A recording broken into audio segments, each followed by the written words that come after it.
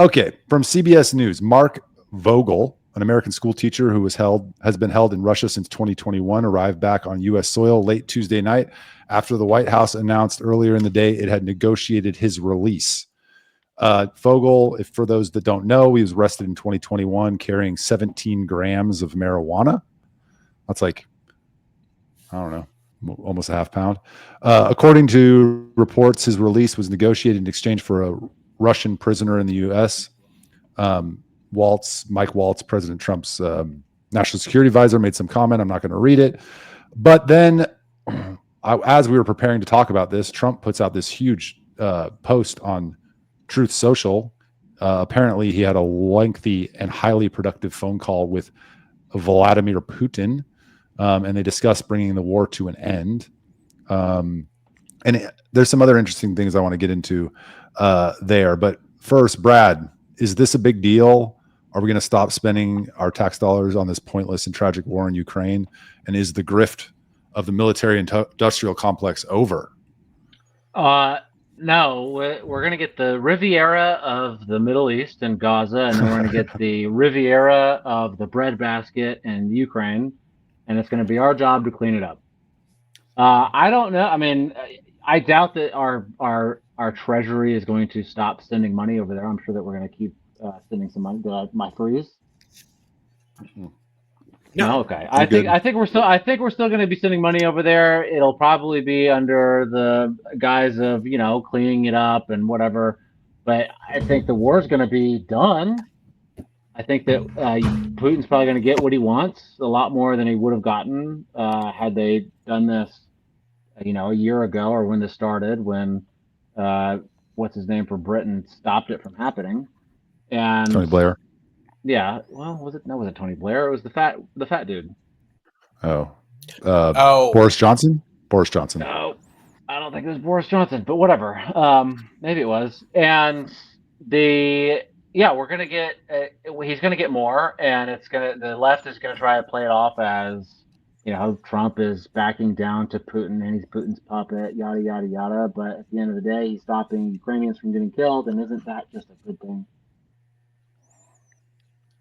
I think so. Charles, you're a little bit more normie on the foreign policy stuff. How's this sounding to you? A little bit normie? He's the most normie. Well, I thought we were talking about Marc Folgers and his return to the United States of America. But I mean, I'm interested to hear about what you think about the release of that stoner teacher. Well, I do think that when you break the law, you should have to deal with the repercussions of it, and I don't agree with the United States stepping in to. Why do you look so? This is shocking. Go on. This is not okay. This is way more. This is like neocon, Charles. I'm kidding. No. Okay, here's where I'm split on the issue. I mean, I think, of course, like it's the punishment far outweighed the crime, all that jazz. Obviously, he was held in horrible circumstances, all that stuff. But I just question he has pretty much the same charge that Brittany Griner did. Like they essentially did the same thing, kind of.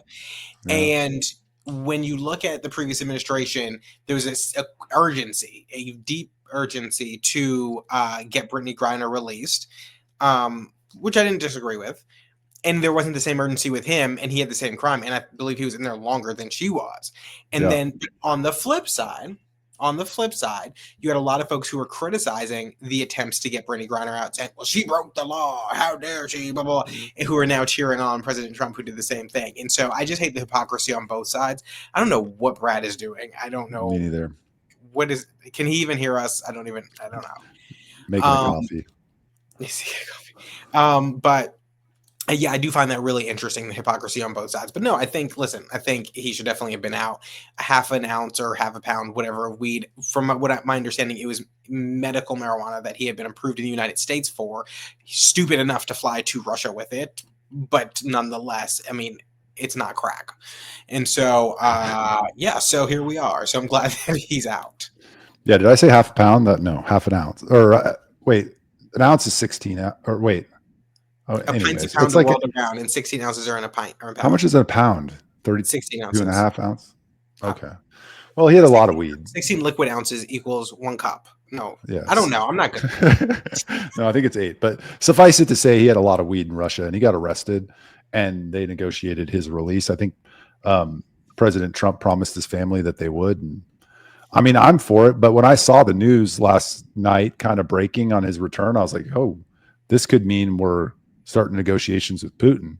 And one thing that stuck out to me in Trump's statement, and I'm interested to hear what you guys think. He said, quote, "We both reflected on the great history of our nations and the fact that we fought so successfully together in World War II. We each talked about the strengths of our respective nations and the great benefit that we will someday have working together."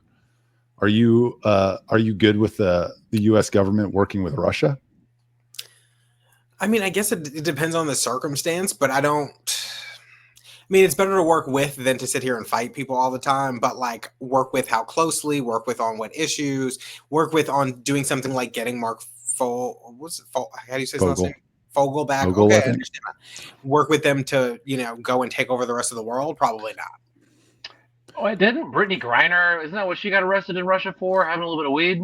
Yeah, that's what I was saying when before, was that it's interesting. The hypocrisy is interesting on that issue. I mean, I don't know, like, Brittany Griner is annoying and most definitely a man, but this Mark, you roll your eyes, but that's a dude. Marc Fogel, I mean, I'm like, look, you're in another country, you're breaking their laws. Like, it's probably better to just not travel internationally with marijuana on your persons, even if it's a prescription from the United States. But still, if you get caught in another country with marijuana, yeah, I would kind of want my government to, step in and be like, hey, it's one of our guys, we'll take care of it, just hand him over, we'll revoke his passport or whatever the fuck. They don't need to be in a Russian prison. Like, I would want my government to step in. Yeah. Yeah, I would too if it was me, and if I was stuck in a penal colony for however long. Yeah, I think anybody would. But I would want them to. And I think the U.S. has stepped in many instances, like even with like the Amanda Knox, like, which is far, far more. I mean, she didn't do it allegedly, but far more extreme than having a little bit of weed on you. So yes, whenever you're in a foreign nation, you always expect your country to step in and assist you. But at the same time, yes, you should also just obey foreign laws. Did you roll your eyes because you don't think that Brittany Griner is a man? I didn't roll my eyes. You definitely rolled your eyes. Are we going to be having a Becoming Britney series coming out soon from Brad Swail? No, because everyone knows that Britney's a man, and this is not French politiques. This is just WNBA. Yeah, or NBA. I'm down the rabbit hole on that one too. So, but not talking Brigitte? About it. No, that's definitely her son, nephew. I don't understand. Okay, so I think for once Brad is sane, and he doesn't think Brigitte Macaroon is a man, right? No, Brigitte is a man. He definitely thinks that she's a man. I think you just said he was her nephew. No, you gotta watch the series. Emmanuel Macron is probably her nephew from her brother. That she married? Hey man, I'm not the French president. You don't need to come at me. I'm just telling you what's probably true, allegedly. Okay, yeah. Charles, you gotta watch the series. It's pretty compelling. Is it? Pretty compelling. Yeah, it is. Yes, it's extremely compelling. It's very compelling. It's weird. It's very weird. And I think we'll probably get some answers on that, but you can believe the official story here too, because they always tell us the truth so often, Yeah. The New York Times, I think, recently had a piece that Charles read that says that Brigitte's definitely a woman. So, well, that she's definitely a woman. That's what the New York Times said. Well, I hope that this signifies some sort of end to this stupid freaking war that we should have ended 3 years ago or whenever it started. That would be awesome. Are we going to stop spending money there? I don't know, but hopefully people will stop dying. That's probably priority number one. Moving on though.